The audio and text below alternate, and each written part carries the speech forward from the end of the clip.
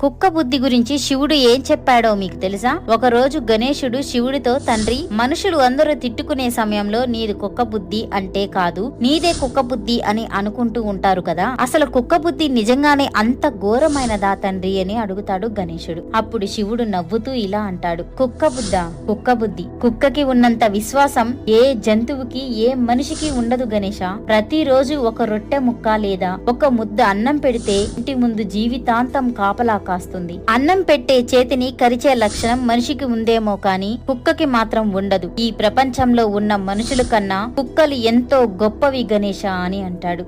ఒక మనిషి దగ్గర అన్నం తిన్నవారు, వాళ్ళ ద్వారా పైకి వచ్చిన వారు, వాళ్ళు చదివిస్తే చదువుకున్నవారు, వాళ్ళ ఉద్యోగం ఇప్పిస్తే చేసేవారు ఆ మనిషికి ద్రోహం చేస్తారు. అలా చేసిన వాడు చాలా నీచమైన వాడు. అలాంటి వారిని కుక్కతో కూడా పోల్చకూడదు గణేశ. ఈ మనుషులకి జంతువులు అంటే చాలా లోకువ. వీళ్ళు ఎంతో ఉత్తములు అని అనుకుంటూ ఉంటారు. కానీ వాళ్ళకి తెలియనిది ఏంటి అంటే వాళ్ళకన్నా జంతువులు ఇంకా ఎంతో తెలివైనవి. మానవుల పాపాలను ప్రాయశ్చిత్తం చేసుకోవడానికి ఈ జంతువులు, పక్షులు మరియు ఇంకా ఎన్నో జీవరాశులు ఉన్నాయి. నాకు జంతువులన్నా పక్షులు అన్నా చాలా ఇష్టం గణేశ. నువ్వు కూడా ఏదో ఒక జంతువుని పెంచుకో. ఏ ఇంట్లో అయితే జంతువులు పెంచుతారో వాళ్ళకి నా అనుగ్రహం ఎప్పటికీ ఉంటుంది అని గణేశుడు శివుడితో అంటాడు. వీడియో నచ్చితే లైక్ చేయండి, కుదిరితే సబ్స్క్రైబ్ చేయండి.